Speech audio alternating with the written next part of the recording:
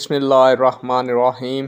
अस्सलातु वस्सलामु अलैका या रसूलल्लाह व अला आलिका व अस्हाबिका या हबीबल्लाह। अस्सलामु अलैकुम मुअज़्ज़ज़ नाज़रीन व सामीन।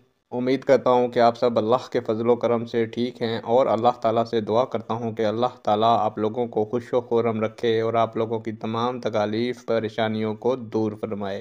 आज की वीडियो का अनवान है, अगर जमात खड़ी हो तो क्या उस वक्त सुन्नतें अदा की जा सकती हैं? उम्मीद करूँगा कि ये मालूमात आपके इल्म में इजाफ़ा फरमाएगी और आप इस वीडियो को शेयर करेंगे, चैनल को सब्सक्राइब करेंगे ताकि दूसरे लोग भी इस मालूमात से मुस्तफ़ीद हो सकें।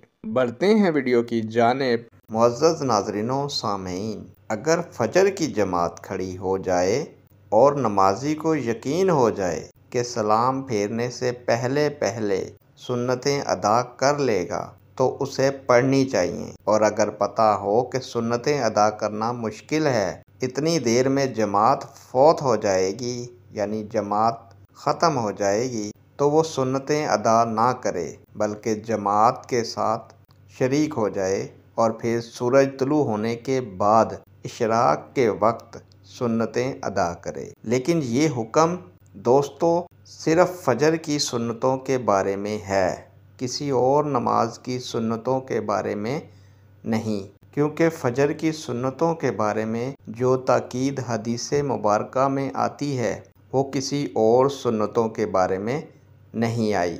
लिहाजा यकीन की सूरत में सुन्नतें अदा करनी चाहिए, वरना बाद में इशराक के वक्त अदा करें।